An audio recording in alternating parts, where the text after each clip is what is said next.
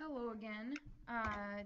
We've been talking a lot about data and um, how different variables affect other variables. So like our penny example, as we add more pennies, the length of the rubber band increased. But sometimes you can get sets of data that actually don't have any relationship, but it appears that they do. So this is when we need to be smarter than our calculators or smarter than whatever we're working with and be able to use our brains and think, okay, does this actually mean that this data affects the outcome? So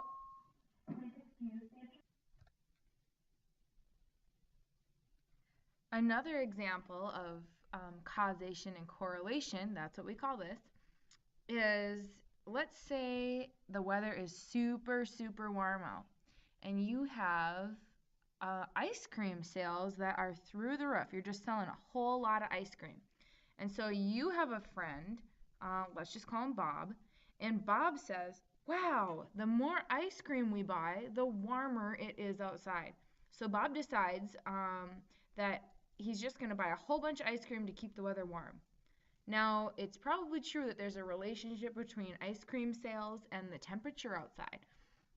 However, buying more ice cream is not going to make it a warmer day.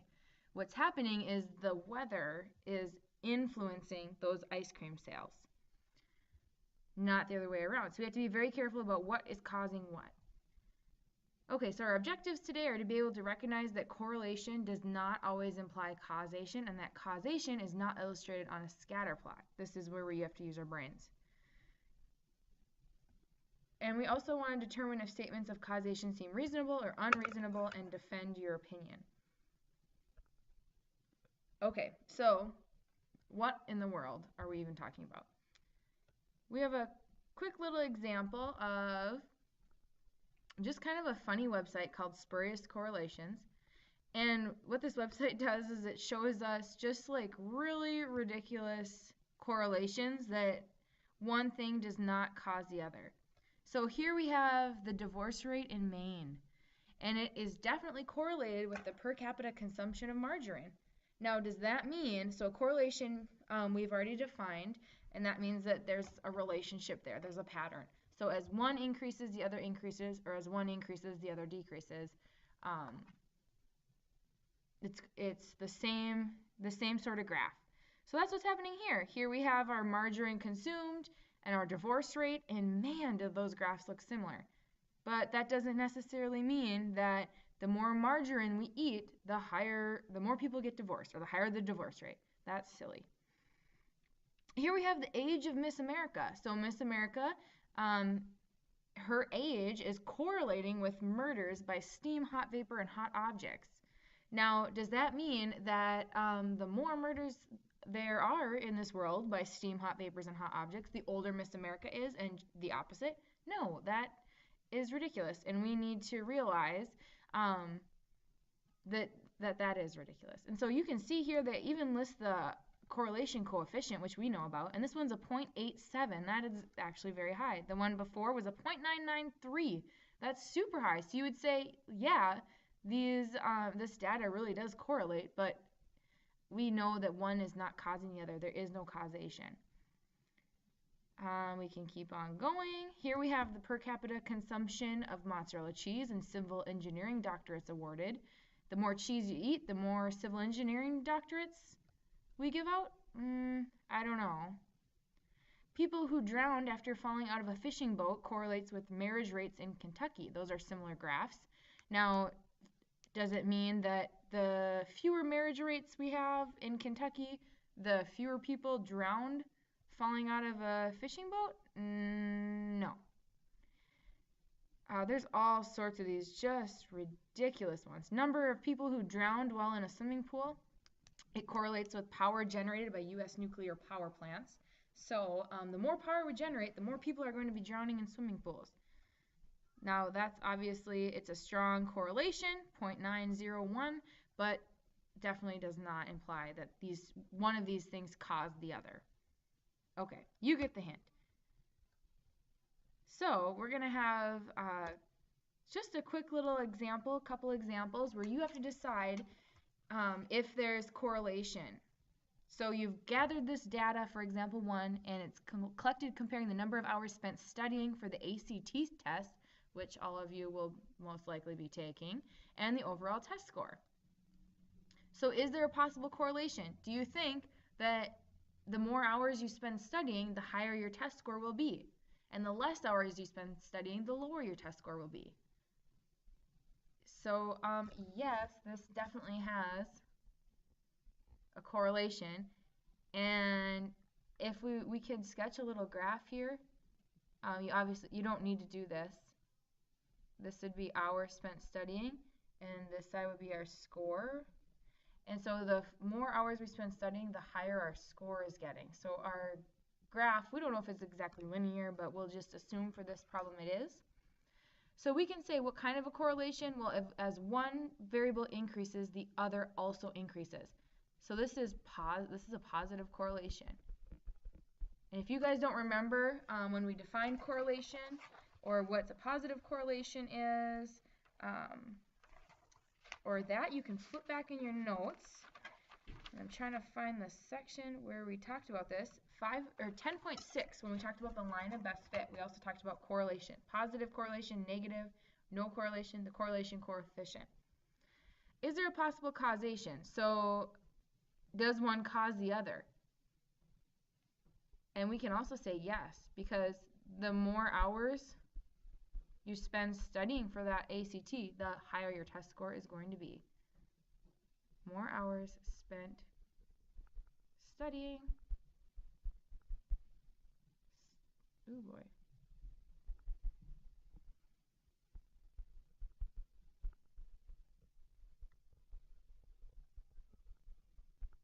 Raises your ACT score. All right, fantastic. So let's move on to the next example. We have data collected comparing the distance lived from school and your GPA. So we're trying to figure out, is there a relationship? Is there a relationship between the distance lived from school and the GPA? Is there a correlation here? Do you think that if they correlate, do you think that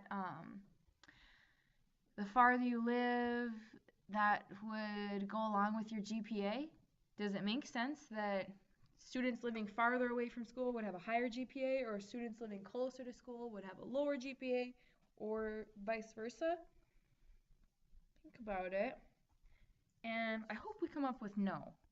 I hope that the distance you live from school, it really doesn't matter, unless, of course, if you were hours and hours away from your school, then yeah, your GPA might suffer. Or maybe it would be better because you had more time in the car.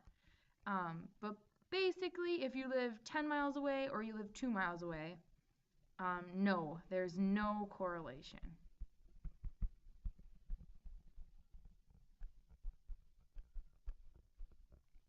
Is there a possible causation? Does your GPA, a higher GPA, cause you to live more far away? Or does the living far away cause your GPA to increase? No, there's no causation. And we would just say distance from school does not affect GPA.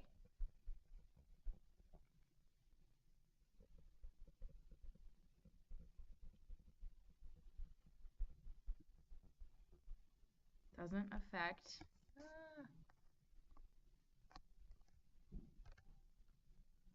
I need my page extender. There we go. Doesn't affect your GPA. All right, we have one more of these examples really quick. So you have data collected comparing the gas mileage and the weight of cars. What do we think about this? Is there a possible correlation? Gas mileage and how heavy your car is. Do you think heavier cars get better or worse gas mileage? And yeah, I would say that heavier cars are probably not going to get the best gas mileage. The lighter your car is, the easier it's going to be for it to go down that road, I would assume. Yes.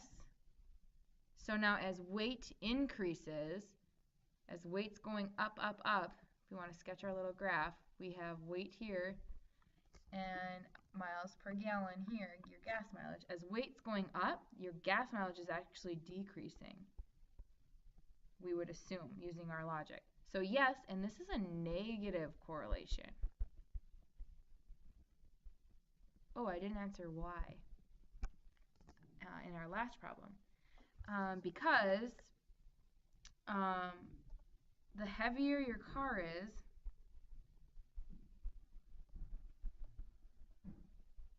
I'll say vehicle, heavier your vehicle, the lower your gas mileage. Because it takes more effort or more gas to propel a larger vehicle.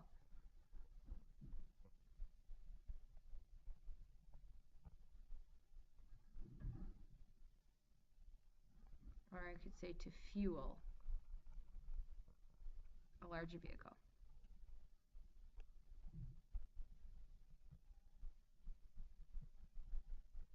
Whew, all right. So is there a possible causation? Yes. Larger cars or larger vehicles, or I guess I should say not necessarily larger, heavier. We're talking about weight.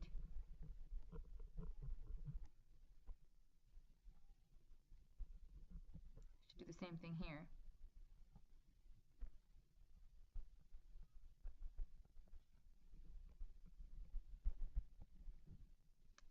Heavier vehicles cause a lower miles per, that's a P, miles per gallon. All right, that's all I have for you for today. Hopefully you learned a little bit about correlation and causation.